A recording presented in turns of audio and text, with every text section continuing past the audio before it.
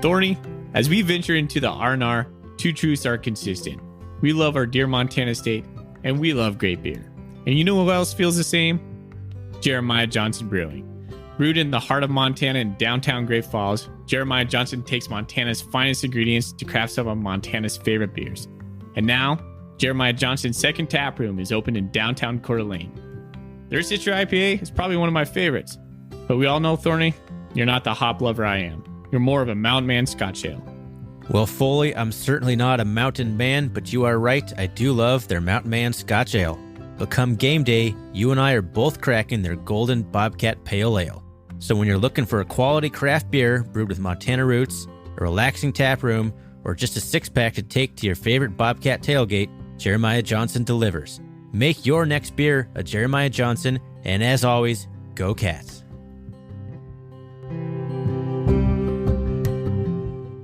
Wifey wanted blizzards, and I want blizzards too, and I was hoping to get this done in time before Dairy Queen closes, so catch you on the flip side. That should be my catchphrase.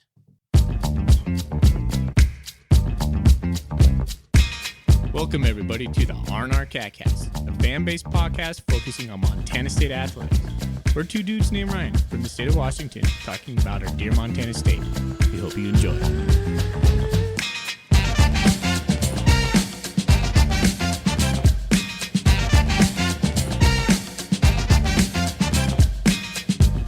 All right, welcome back, Bobcat fans, and thanks for joining us on another episode of the R&R Catcast. I'm one of your hosts, Ryan Foley. Across the state from me is my good buddy, Ryan Thornburg. We're here to talk about the recap of the game that was Montana State versus ISU.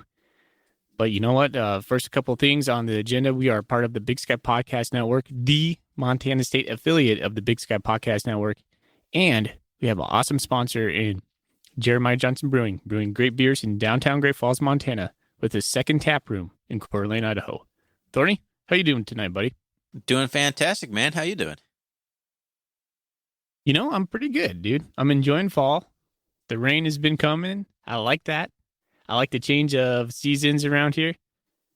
So it's been good. I've been in good spirits. I'm happy that it's soup season. I can finally make soup again without any complaints from my wife. Chili, soup, stew. Give me all the just cockle warming foods.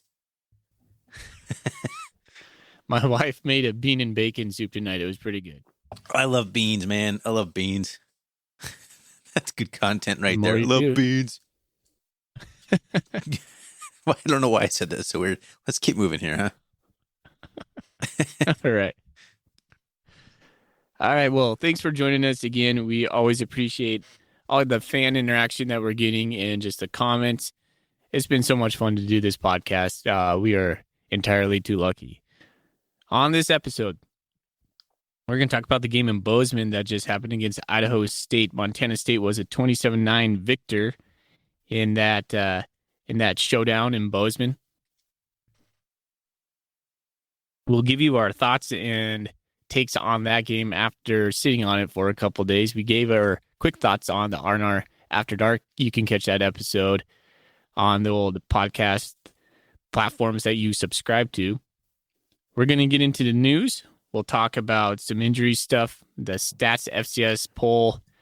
We will probably talk about the Big Sky Podcast Network Power Rankings, which was kind of contentious amongst the boys. Yes, it was. Amongst There the fellas. quite the arguments in there. Oh, man. All right. We'll get into that. And then we have some Golden Coolie questions. We are not going to preview the Eastern Washington game. We will save that for next week. So we'll enjoy maybe a shorter episode today, hopefully. Maybe. Right? Jinx. Knocking on wood. Hey, I think, but before we get into anything, we have to do the reoccurring segment of every episode we've ever done. What's in our Golden Coolie? I have the Rogue Dreamland American Lager. I got it because I'm like, what kind of beer can speak to like a buy? You kind of rest. You're kind of resting. So Dreamland, that was my theory on it. Plus, it's just a lager. It is like 14 IBU, not bitter, pretty flat tasting. I actually like it quite a bit. Rogue, their cans look like they just have a guy permanently on LSD in the art department who's just drawing the weirdest stuff you can imagine on their cans. But I like it. I like it quite a bit, man. It's a really good lager. I will probably pick it up again, actually. Nice. I have this thing called Stash Panda Hazy IPA, Cryo Hops. Hop Valley Brewing out of, I think it's Eugene. I just picked it up. It's pretty good. Actually, I had this. They serve it at our baseball games, the Spokane Indian baseball games. But I hadn't seen it in cans. Picked it up this week. It's got a nice little can. Getting back on the IPA train? Can. Yep. You went through a phase where they weren't the best thing in the world for you, and now you're back. I got like 1 foot in, 1 foot out. I really do. There's nothing wrong with that. I look for the ambers. No. I think it's a good balance, right? You can't be one way or the other in beer. You have to have a nice balance. I think I'm at that point right now. Yes, you've come full cycle as a beer drinker. Now you're a complete cultured beer drinker. Love it. Or sophisticated. Sophisticated. Better word. Cultured man. All right. Thornton, what do we do after we mention our beer and the coolies? We talk about the news. Last week we forgot about the players of the week. I know. To talk about Daniel Hardy. Like the first time that we've had like Stone's players of the week. No, we did say it at the very back end, but we didn't say it in the news section. But no such players of the week this week. Hey, can we talk about Blake Glessner, please? We're going to put a call out to all of our fans. I hadn't talked to you about this, Thorny. We call him Stones Glessner because he has the stones. He's just nailing all these huge field goals. We want you to call him Stones Glessner too. We want this to stick. So when we're talking about good old Blake Glessner, he is Stones Glessner. Did he have a 54-yarder on this one? Oh my gosh, yeah, 54, 55. 54 yards. And it had at least 10 more yards on it. He's so good. He's amazing. Like, just where did he come from, man? Just boom, love it. Stones Glessner. Let's make it happen, people. I don't ever want to hear him called Blake again. Montana State leads the Big Sky Conference in field goals. We're first. We have 15 out of 18. That's really good. It's a really good percentage. It's always a double-edged sword of like, why are you kicking so many field goals? But if you're going to be kicking field goals, might as well have a guy who's going to make a vast majority of them from pretty much any distance that normal kickers would kick from. Yeah. All right. So no big news coming out of Montana State. We'll talk about the injury front. Coach Vegan went on his presser today and reported some good news about the injury front. We had 3 guys out last week that were of major consequence. We had Chase Benson, most notably, Callahan O'Reilly, and TJ Sessions. So 3 starters right there, all expected to be back for Eastern next week. Yeah, and Tyrell Thomas was also held out. He had been playing the week before, so it sounds like he's going to be back. He also made mention of Nate Stewart coming along. I haven't heard his name in quite some time, and he said James Campbell is continuing to progress. I think he actually said at one point that it'll be the healthiest that they've been in some time, I believe is how his exact wording on that. So that's pretty optimistic. That's making me feel good as we head into the most important 3-game stretch of the season. Big man month. Big man month. I didn't forget. It is Big Man month. It surely is. Coach Kramer, man, that lives in my head for some reason. That guy coined the term Big Man month, and he was right. Coach Kramer, like he was a phoenix out of the fire in the Big Man month. Coach Ash was a wet blanket, and Coach Choate, well, we know what he did in the month of November. And now I'm excited to see what Coach Vegan and company do. That's I'm excited too. All right. Hey, let's get into the stats. FCS poll. Montana State comes in at number 6. What were we? Number 8? Number 8. So we are now the highest ranked Big Sky Conference team, which makes sense because we are currently sitting in first place alone in the Big Sky Conference. It all works out. All right. Eastern is sitting right behind us at number 7. We both have a bye this week, which is kind of weird. We'll talk about that probably, probably next week when we kind of dive into Eastern. But that's something to be noted for sure. UC Davis, it's hanging around 7-1. They're at number 9. They were at number 10 last week. I am not sold on UC Davis. I think UC Davis is fool's gold. I really do. I don't think they are a tough team. I think they're benefited of kind of a weak schedule, and I just don't buy that UC Davis is all that good. I think they're completely overrated, if I'm honest with you. Because they lost to Idaho Montana State. isn't.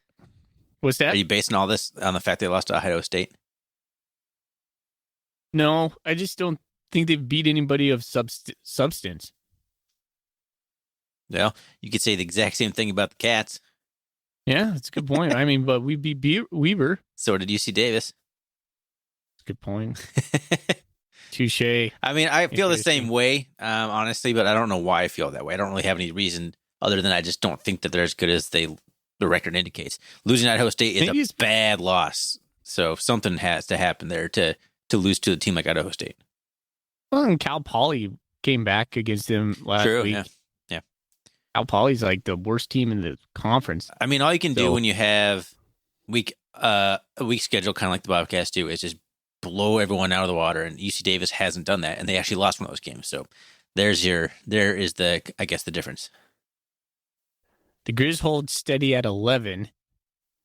They mopped the floor with Idaho, and they still didn't improve. Is that a referendum on Idaho? I think it might be. I think so. Oh, man. Let's see real quick. That's only half the points Eastern scored, so come on, Grizz. Yeah. Sac State shot up to number 15. They were at 19. Sac State took it to Northern Arizona, a team of mystery, as I call them every single week. Northern Arizona sucks. I hate Northern Arizona. I don't know why I hate them. I really have nothing to hate. Let it out, man. Let it out. This is where we can air our catharsis right now. Just I'm whatever. so tired of Northern Arizona. They've been so mediocre for so long. Just go away. I'm so tired of those guys. All right.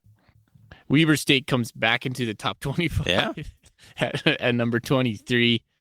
They were not ranked last week, and they went on the road, if you hadn't heard, and beat Eastern Washington on the red turf, salvaging their season. And now they're probably going to make the playoffs. They're probably going to win out, beat the 7-4 team on the bubble. And now the Big Sky literally has an option of getting 6 teams in, which I don't think will happen. I think we might get 5 teams in, but a possible 6 teams into the playoff. I mean, it is possible. Like that game laid out the path. There could be multiple teams with 1 or 2 losses, and then we were hanging out 7-4, and the CAA is just not very good this year. It's James Madison and Villanova, and that's like basically it. So that opens the door. It's quite possible. I think it's unlikely, but it's certainly not out of the realm of the possibilities anyway. How has Sam Houston only played 6 games? They only have 10 games on their schedule. They only have 10 games scheduled. Right. And I don't know why. Weird. That's weird. I imagine it has something to do with the spring, but you would have already had those games scheduled before the spring even started. So I don't. Maybe they had a cancellation. They just decided not to fill it. But yeah, they're only playing 10 games. Which honestly, if you can go a whole season ranked number 1 and only play 10 games after a short spring season in which you're the national champion, why wouldn't you? Like, that's smart. I just feel like the FCS playoffs this year are going to be just absolutely lightning. Like in the last 5 years, I mean, last whatever, right? It's just been the Bison and maybe James Madison. You throw in some sort of team like that can make some noise. I feel like anybody could win. I feel like the top 8 could win the national championship. I'd go even all the way up to number 10, man. I think the South Dakota State still has a chance. They lost a couple games here, but they're right in their mix. So yeah, it feels like for the first time, it could be someone else. Even if it ends up being North Dakota State, it still feels like it's a more open race than it has been. It's not NDSU versus the field like it usually is. All right, buddy. So let's talk about the Big Sky Podcast Power Rankings. I did vote in that this week. Did you? I did not. I just ran out of time. I got real busy, and all of a sudden it's like 8:00 at night. Like, up, missed the cutoff. How'd you not vote? You texted me early Sunday morning about Stuff the whole happens, thing. man. I was You like, totally didn't do trying it. to think about my top 5 there, and all of a sudden the day started. Kids got going, and just never got back around to it. So where did you end up at? Okay, well, I haven't seen the release power rankings from them. Have you? Yeah, it's in the official Twitter votey thread. We have 2 threads. Well, you can. I'll read it out for you if you want. But you do your top 5 first. Yeah. So I put these are power rankings, and so this is a little bit of a fine line. I put Montana State as number 1, and I put Montana State as number 1 not because I'm a Cat fan. I just think Montana State continues just to get the job done, good or bad. I just think they have the resume. I know people are going to laugh at it. I almost laughed at it. I just think Montana State is number 1 right now. At this moment, I think Montana State is the best team in the Big Sky Conference. I put I put Sac State at number 2. I think Sac State might have like a hotter fuse burning right now, which if you're looking at power rankings, people are going to say, then why didn't you put Sac State in front of MSU? I just don't believe in Sac State. I just don't know why. I just don't believe in them. Eastern Washington, I had 3rd, Weber 4th, UM 5th, Davis 6th. Well, that mimics exactly the final rankings of the Big Sky Podcast Power Network. And I know for a fact that at least one of the Grizz guys, if not both of them, I think they actually had MSU as low as 4th in their power rankings. Yeah. So yeah. The fact that the Cats got all those votes to finish number 1 without me voting, it's definitely people are thinking the Cats are the team right now. I could have an argument for Montana, Sac State, or even Eastern, or even Weber, to be honest with you. I'd be okay with any of those teams being ranked number 1. Weber, the least of the 3, but still, yeah, even losing Eastern Washington, I still think is a good team. I can see the argument, but I would have had to vote for either MSU or Sac if I was going to vote for number 1. And that's when I texted you. I wasn't sure what to do, but I never did it. So, paralysis by analysis. So give me your top 5. Seriously? You're going to make me do this right now? Yeah. Yeah, you make me do it every single week. I'm going to put you to the nails right now, boy. Why do I make you do it? How do I possibly make you ever do it? When have I ever made you give me your top 5? We sit here on this podcast and you always fumble through. You're like, oh, I don't have it. Why don't you give me your first or your top 5 fully? I'm like, okay, thank you again, Ryan. What are you talking about? Okay, whatever. I'd probably put Sac State first, Bobcat second, Weber 3rd, Eastern 4th, Grizz 5th, Davis 6th. Wow. Eastern 4th? I think Weber beat them, man. I think if they play that game again, Weber probably still beats them. No. That was in Cheney. I think if they're playing in Ogden, Weber State wins that one too. I have nothing to say. And Sac State went into Missoula and won, and then just blanked Northern Arizona 44-0. While the Cats had beat Idaho State, they looked less than awesome doing it. So I don't know. Like I said, Sac State or MSU, flip flop them for 1 and 2. It's like 1A and 1B. If the Cats and the Hornets played this weekend, who'd you take? Fan aside. Neutral? Like where location here? It matters.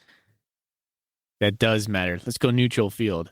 Let's say they're playing in like Billings. No, they can't be playing in Montana. Let's say they're playing in Vegas is always the neutral spot. Okay. Vegas. Vegas. Right now, assuming Chase Benson's not playing, I'm taking Sac State probably. I'd still pick the Cats. Yeah. This is a dick move on your part, by the way. We don't do any predictions, and now you're making me predict a fictitious score. And now I'm going to get roasted for not picking the Cats to win this game. Thanks. But my honesty's coming through here, man. I think Sac State probably wins that game. Okay. The Cats are not clicking on all cylinders right now. Sac State appears to be. Okay. All right, man. All right.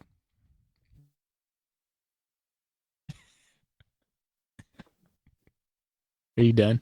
No. This is your fault. All right. This is your fault. Everything that's happening right now is your fault.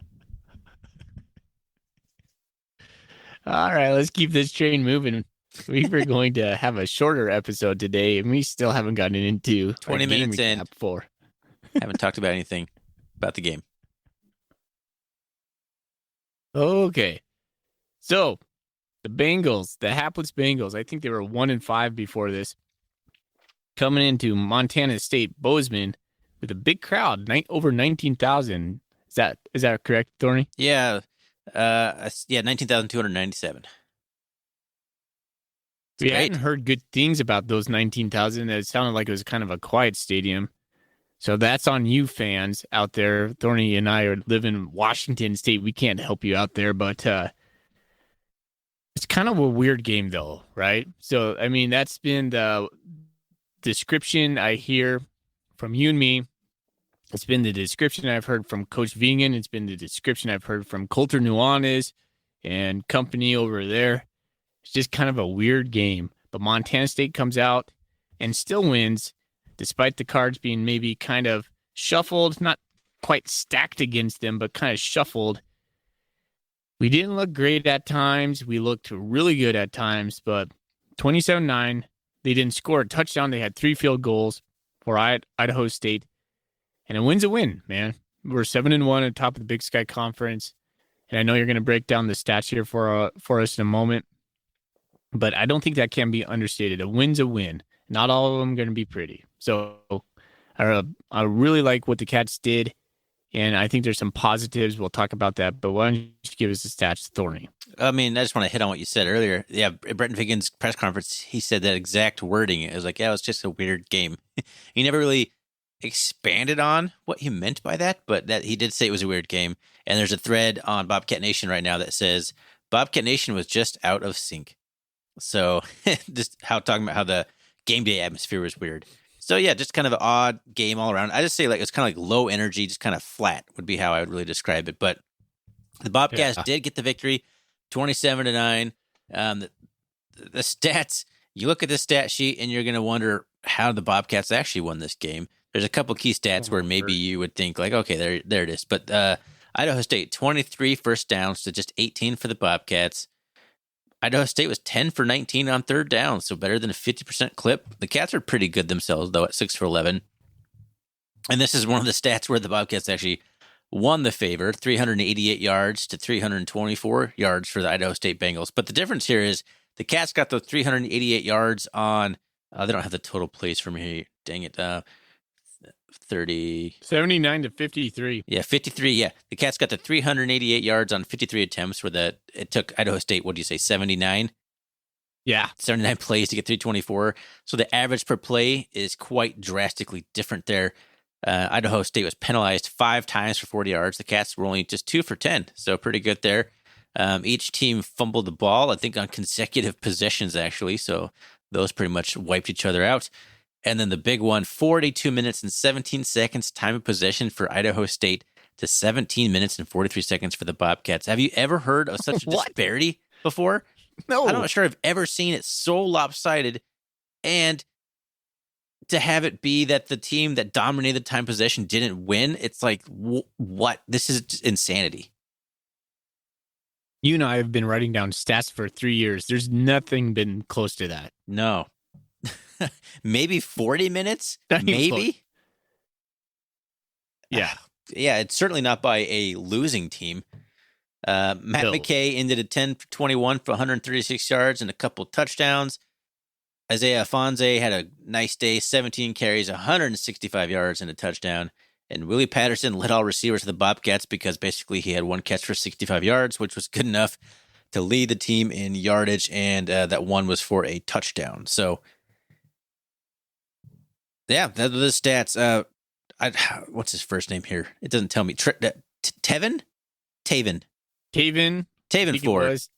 Yeah, 5'11", 230-pound bowling ball running back for Idaho State had himself a pretty decent day, 26 carries. Yeah, he did. 112 yards. He got over 100 bills, which might be the first time someone's done that against the Bobcats.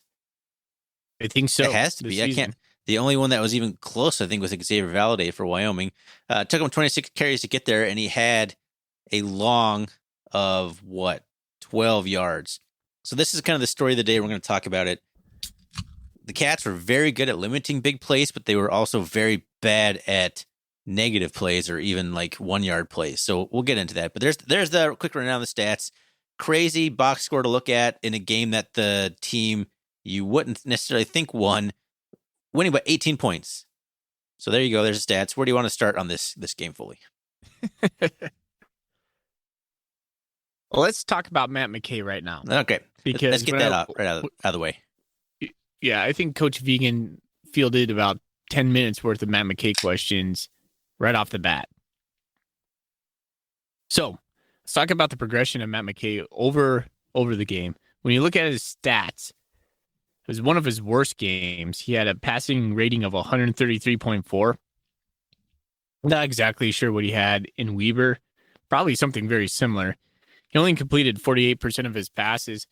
When you listen to Coach Vegan, he always talks about the standard's going to be about 65%. And for the first 6 games, Matt McKay was nailing that. He was on this upward trajectory. It's weird. Like all of a sudden, since Weber, he's, I don't know, like a head case if he has like nervousness or something. But he started out the game overthrowing a wide open Lance McCutcheon on the very first play of the game. Like didn't even put it in the field of play. Lance was streaking down. Idaho State had this defensive back, number 2.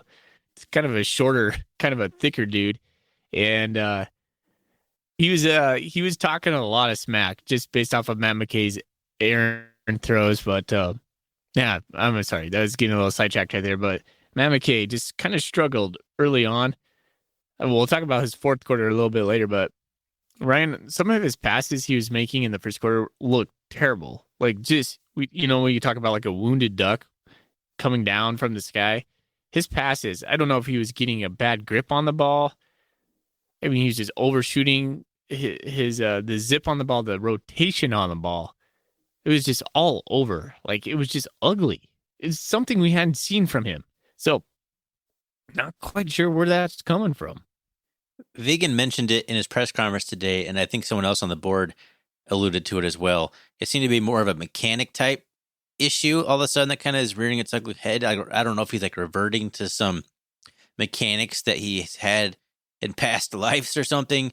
His footwork is off. I don't know enough about quarterback play or be able to watch him play to be able to identify those kinds of things. But Vegan made it sound like it's very much like a footwork thing and maybe like a play calling thing. And he also said like the offensive line wasn't doing him any favors either. So he said a lot of different things contributed to the day Matt McKay had. But overall, it made it sound like he still has confidence in him. But yeah, certainly McKay continuing his less than stellar play. Weber State, that's a tough defense. And you saw what they did to Eric Berrier in that win. I think he only had like 245 yards and 2 touchdowns, which for Eric Berrier is like a very, very poor day. So I was ready to willing to write that off as an anomaly, a tough road game against a really good defense. But then it continued against Idaho State, who Idaho State's not terrible. Like they're 1-6, and I went last week, I blasted them, but I mean they're not getting blown out of all their games necessarily. But yeah, they shouldn't have been anywhere good enough defense to really stymie Matt McKay in that way. So it was something to do, I think, more with McKay, play calling, maybe timing or communication issues, which have been kind of plaguing the Bobcats all year. I don't know what it was, but it was a weird day for Matt McKay, and it just didn't look good, especially those first 3 quarters. It was really ugly. That's you said it well. Coach Vegan talked about when he played at NC State that he thinks McKay would have been on the hook after a bad play, and that he wanted to kind of emphasize that it's okay for Matt to make a couple mistakes. We have trust and belief in Matt McKay, and that he won't get yanked if he makes a mistake. I don't know. I hope it's just like a little hiccup. I really do. I'm glad for this week off, because I think that's going to be something they're going to focus in on, fixing whatever fails he has. But yeah, it's kind of concerning. But on the flip side was the second half. Matt McKay looked like his old self in the second half, like especially in the fourth quarter. We hit that dime to Willie P. We hit the dime to Lance McCutcheon. Lance McCutcheon had a couple uncharacteristic misses, but in the second half, especially in the fourth quarter, I thought Matt McKay looked up like really good again. All of a sudden, he was just like zipping the ball. The ball had good rotation on it. He was making good decisions, and voila, we were moving the ball down the field. Yeah, he hit Willie Patterson for that big touchdown pass, which was very clearly a blown coverage. But like Vegan said in his press conference, he still has to identify it. He still has to see it, and he hit him perfectly in stride. So yes, it was an easy throw, but it's still one that has to be made. And he recognized it. And he made the throw. Lance McCutcheon wasn't doing him any favors. I think Lance McCutcheon had 11 targets, and he ended up with 6 catches. Some of them obviously weren't catches, but he had at least 2 of them that were drops, like straight drops. One of them that was maybe on the fingertips, like for a third one. But yeah, Lance wasn't doing any favors, but that you could see Matt McKay getting back on track on those passes to Lance McCutcheon where he dropped them. Like, all right, he's getting kind of back on track. And then the touchdown to McCutcheon and then the touchdown to Patterson. Like, all right, we're trending in the right direction. He had a bad game. He seemed to kind of shrug it off and get his act back together. And that's a good way to end the game as we head into the bye week. Yep. Still want to see him target more receivers. Lance McCutcheon's not the only receiver on our team that can make plays. And I think that's something we need to work on. Yeah, we're back to avoiding tight ends again, apparently. And our pass plays always kind of hug the outside. We need to attack the middle of the field. We don't attack the middle of the field enough. No, and that is an area that's like a confidence area. Like Matt McKay throws a very good sideline ball. Like he does, and that's why he does it. But you have to have a lot of confidence to be able to zip it over the middle. And I'm just maybe if it's a confidence issue, then maybe that's why he's not thrown over the middle. Maybe that's not the play call, and I don't know. But yeah, we need to be able to throw it to all parts of the field if we're going to be a contender down the road. All right. Hey, let's switch over let's talk a little bit about our defense. First thing I want to say here is kudos to, I don't know, Sean Heron, whoever. Man, the depth is there. Now, maybe the depth definitely takes a step back, but we didn't have Chase Benson. We didn't have Callahan O'Reilly. And Tyrell Thomas wasn't there, but Tyrell Thomas hasn't played much at all for most of the season, so that's not a whole lot different. But we were just rotating young guys in there, and while they weren't making like plays, they weren't like playmaking, like getting in the backfield and dropping a guy for a tackle for a loss. They were holding their own, and they've been getting valuable playing time the entire year. And I think this is kind of the game that paid off for all those games against like Drake and San Diego, where those guys have gotten in the middle of the third quarter and gotten those reps, because now they needed to be the guy.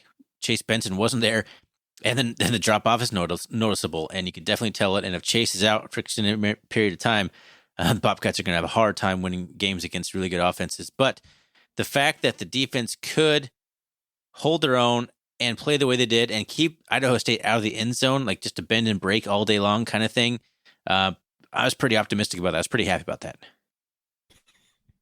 You got to wonder why Idaho State was not passing the ball. But to kind of piggyback on your point, Coach Vegan went out of his way to talk about Byron Rollins, Blake Schmidt, Blake Hill, Sebastian Valdez, Seabass, as the players call him, Danny Yu, and Alex Johnson, all young players making some significant playing time and plays in this game. You're exactly right, Ryan. Our depth is on show, but there has been a decrease, a step down as we saw in talent. We were missing Callahan O'Reilly. We were missing Jace Benson. We were missing TJ Sessions. I mean, these starters are such big players on our team. Mikey Ryder said in the Gamecast, he said we weren't squaring up the runners, the tackles like we had been. I saw a lot of arm tackles, poor tackling form. Coach Vegan talked about that in the press conference today. He says, at base, at the minimum, we got to get back to the fundamentals. We have to be able to finish our blocks and tackle the runners. So I know that's what they're working on this week right now. I think the Bobcats were just kind of tired, right? I mean, this was kind of hey, we've been playing 8 games. We haven't had a a single rest. We've just played a big game at Weber. I think the Bobcats were kind of tired. Yep. It could be that too, but at the same time, I mean, that's kind of what I was talking about, the conditioning showing off, because Idaho State ran the ball, how many times did they run it? A lot. They ran it 54 70 times. Plays. Yeah, 54 times where those were running plays, and I would guess 45 of those were straight up the gut, because that's pretty much all they were doing. So that's the kind of game plan that Weber State employs, or the Bobcats this year to an extent, but it's certainly the Bobcats 2019. Pound the ball over the middle until one of them breaks loose, until the defense finally gets tired and they miss that tackle, and then the guy's off to the Isaiah Fonte's off the races for a 70-yard touchdown. Like he says, like those 3-yard carries, those 5-yard carries start turning into 15-yard carries, 20-yard carries. They never did. And that's what was so impressive. Like, we just kept rotating guys in, and they all held their own, and we never got to that point where our spirit was broken, and they took our soul. As just to borrow Jeff Choate's saying there, the longest run of the day by a running back was 12 yards, 54 carries. The longest they went was 12. Probably the shortest he went was 3, but it was anywhere from 3 to 10 yards, like every single play. It was frustrating to watch. At the same time, it's just a testament to the depth and the conditioning that the entire Bobcat team has had in the last 2 years. Yeah, I got tired of seeing those 2nd and 6s, second and 4s sometimes. Mm-hmm.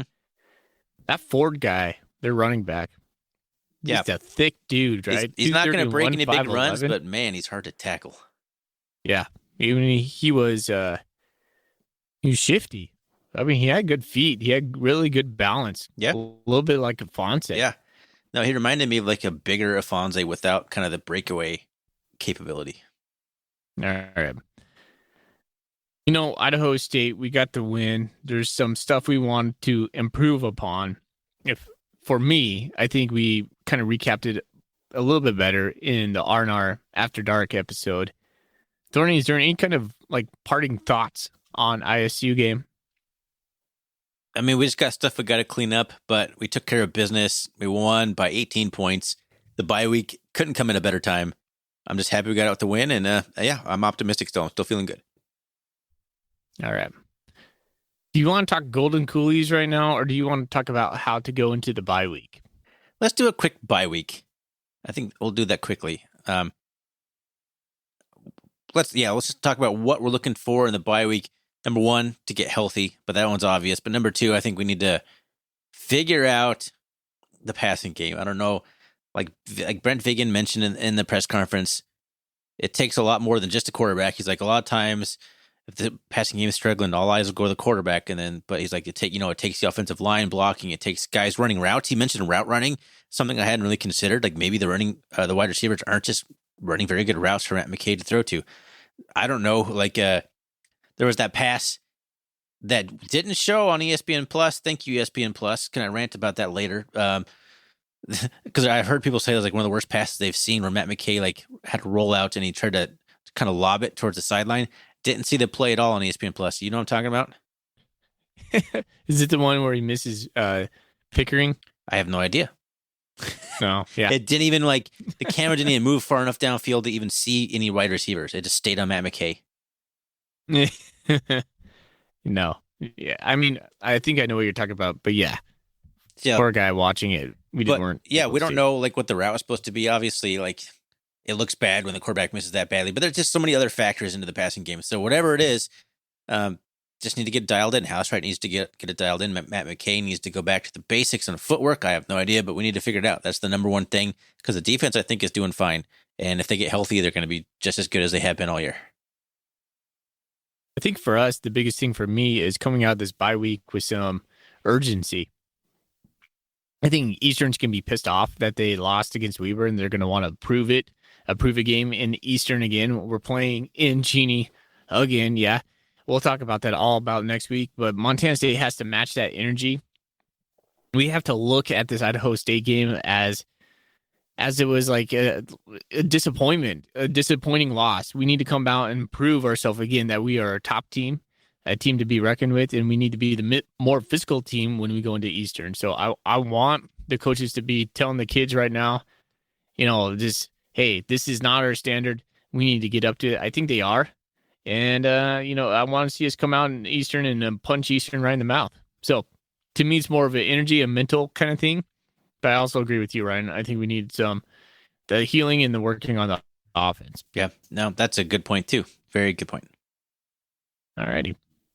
Let's get into Golden Coolies. Yeah, let's do it. I'll start us off. Okay. I'll take the ones from Bobcat Nation. You take the ones from Twitter. Okay.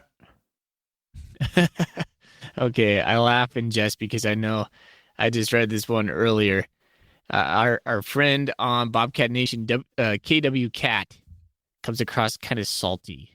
Yeah, oh man, I just made my screen way bigger. There we go. There it is. Zoom in. Man, I just did it again. Put your reading glasses on. I'm struggling. Okay, here we go. After the Weaver game, in Housewright's interview, he said that the offense needs to improve from coordinator's perspective. What were those improvements against Idaho State that warranted keeping a starting quarterback and running back in the game against a 1-6 team? I mean, I didn't see a whole lot of improvement. It's pretty much boils down to that. Couldn't tell you what. Like we talked this entire episode about the offensive struggles. I think Housewright still has he has a high upside, but he's still learning. I think he's a first-time offensive coordinator, so I think he had a game plan, and I think Idaho State threw some different things at him, and McKay wasn't hitting the plays, and then nothing really happened there. So that's really all I got for that one. See, I think it's more of a McKay thing. I think his inability to hit the play has been kind of, I think it's been a bigger deal than Taylor Housewright. Also, I want to talk about real quick, Thorny, did you watch the very first 3 downs we had in that game, the very first series we had, where sure McKay, it ended with McKay like leaping for the first down that he clearly got? Oh, it was, but yeah, they called it. Obviously got that. How did they go to He review was and like still, a one pass? They must have had a terrible angle on the review because no way. Oh man, I don't even think they had a terrible review. I think they just said in the earpieces of the refs are like, guys, this is the first series of the game. We're not going to call this one off because we want to make you guys look like the authority here, and this is going to be 4th down. Because I was watching, like when you watch the Bobcat or when you watch the defenders, 4th down. What does everybody do when they hit 4th down? They raise their fist. 4th down, right? 4th down. No, ISU defender was raising their fist. They're just like, okay, 1st down. Let's go. Let's regroup. They're going back to the huddle, getting ready for the line judge comes in like 2 yards behind the spot. I was like, what the heck?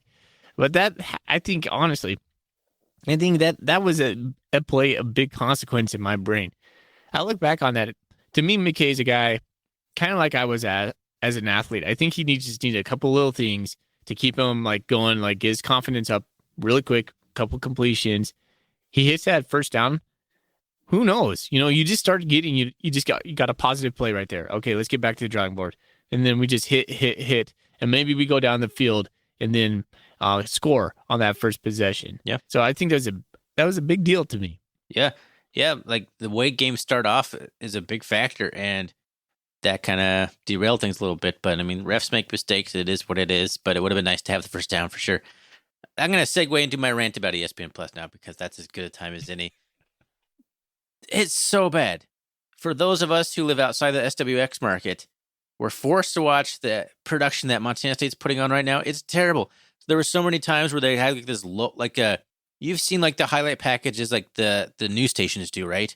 Where it's just like a dude on the sideline with like his camera, and it's like all like he doesn't have any sort of way to like stabilize it. You know what I'm talking about, like the Channel 8 news type stuff. I mean, that's what it looked like half the time. So they were pan down like from the end zone. It was all wobbly, kind of made you seasick. I didn't see Blake Glessner's 54-yard field goal in real time because the camera just stayed on Blake Glessner. I had to like look at the linemen, and the linemen were like, "Yeah, it's good." I'm like, "All right, we must have made it." The linemen are happy. Thanks for showing us. It would come back from commercial, and there would have been a play that already happened. That happened at least 4 times. It was so bad. Like, I'm so frustrated by it. I don't know why MSU just can't use the SWX feed, or they can't figure out how to make a better production. But it's frustrating. It is very frustrating. It's one of the worst productions I've seen in Bobcat Stadium, and I was kind of salty about it. I actually went on Twitter and tagged Bobcat football and complained about it. No, I'm not the only one. If you go to Bobcat Nation, it's littered with people saying the exact same thing. I don't feel like it was that bad. Oh, okay, this game, yes. This game that had some big gaffes. Like the very first play of the game. Like we overshot Lance McCutcheon. Exactly. Like you couldn't even see the pass until the replay when they showed it from the end zone. Then you could see it going over his head. But for the most part, I thought the season's been pretty good.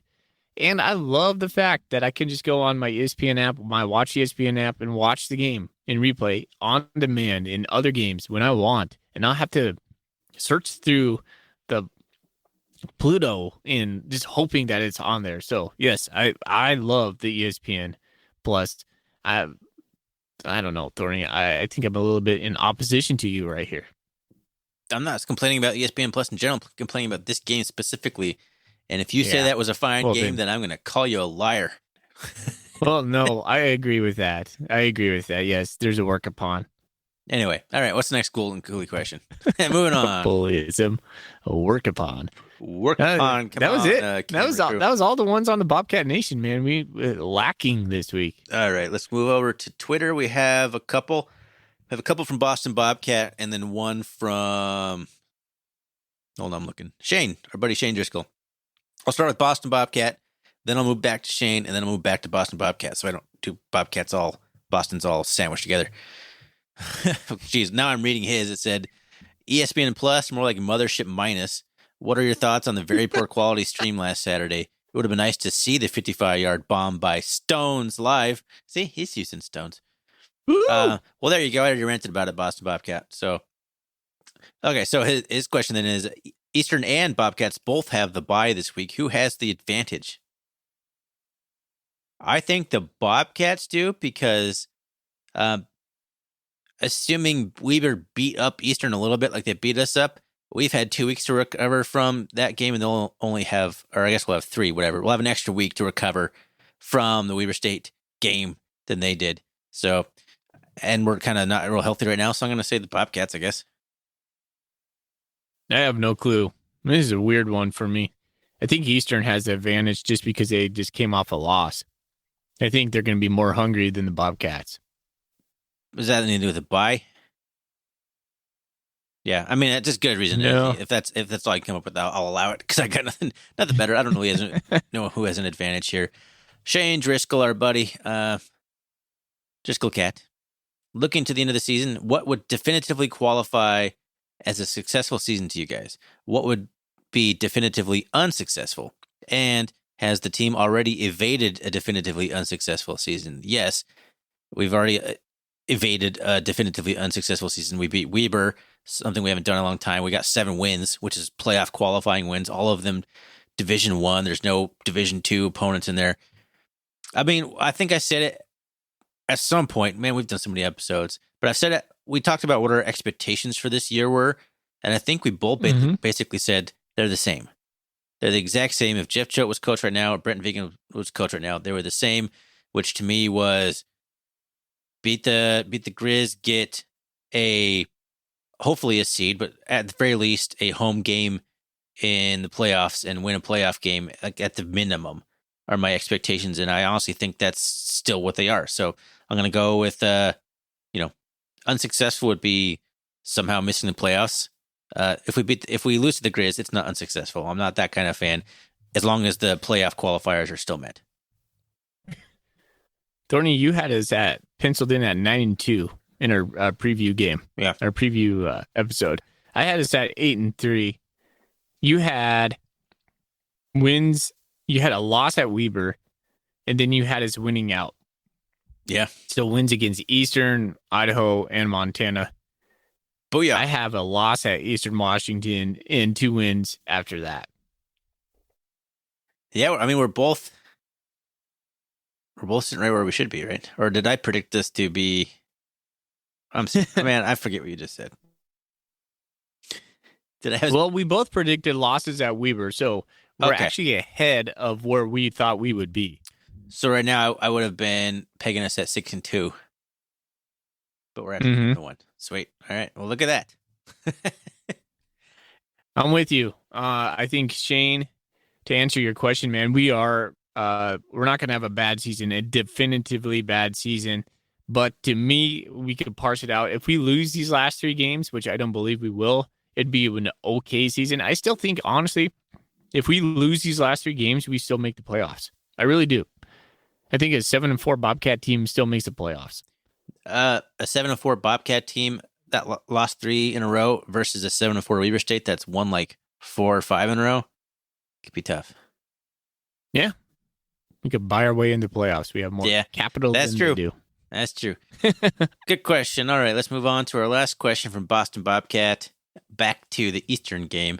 The Bobcats are 10-31 all time versus Eastern, and 1-3 on the Inferno.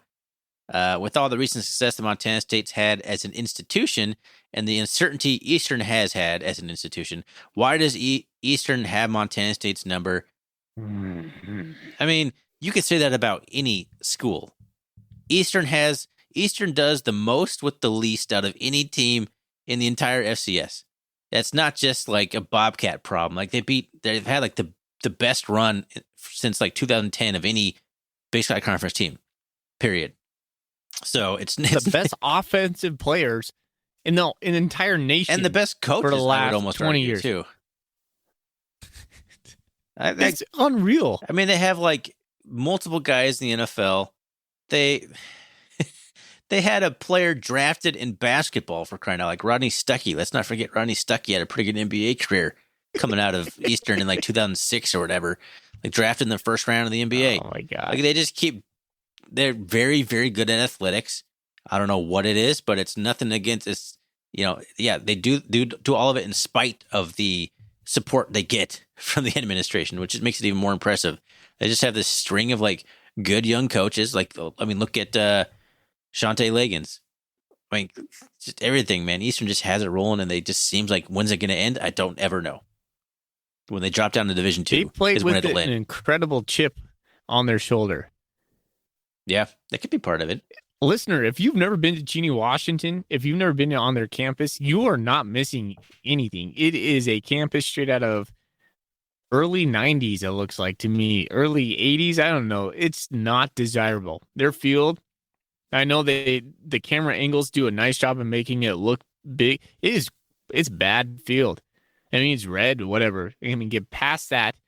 Their stands are built into the hillside. The bleachers that I have to sit on are literally just like 10 rows up, maybe.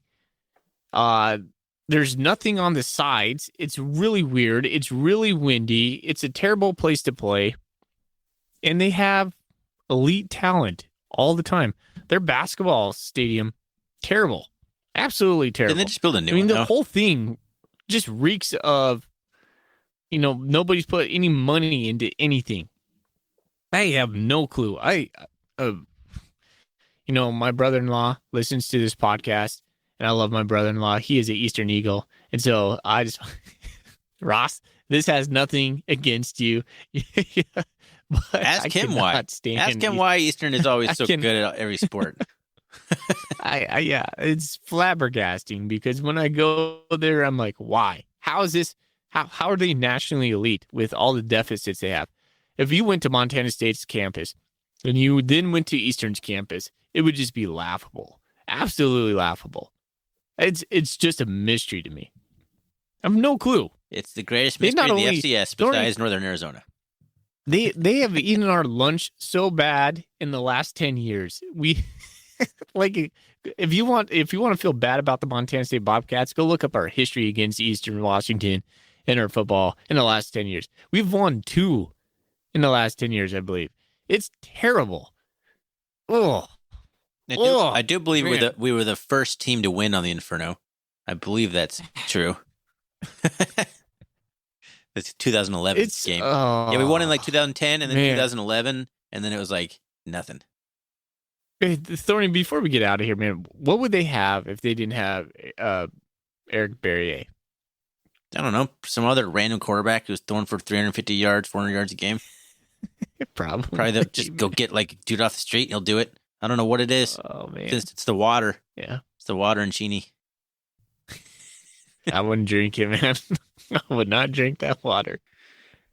All right, man. I told you we'd go close to an hour. Look at us. Yeah, I knew it. Not even too. the I game knew in to my heart of hearts preview. it would happen, but I was hoping it wouldn't. All right, we got to pick a winner, though. I'm pretty sure both these guys have Coolies at this point, but I'm gonna go with Boston because he used Stone's Glessner. Woo! Sorry, Shane. Shane, you I can have know- one too. For I crying out know loud. Boston. Yeah, I know Boston has some. So Boston, send me your email. Not an email. Send me your address again. I'll send you some of the new R&R CatCast stickers. There you go. Go put them all around Boston. Wicked cool. I'm so lame. Let's get out of here. All right, let's get out of here. Thanks again for listening, everyone. Thanks for interacting with us all season. It's been a lot of fun.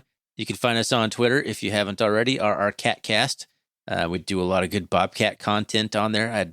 If you just need one account to follow to stay up to date with Bobcat stuff, that'd be a good one. That would be my vote. You can find us on the web, rrcatcast.com. You can always email us at rrcatcast@gmail.com.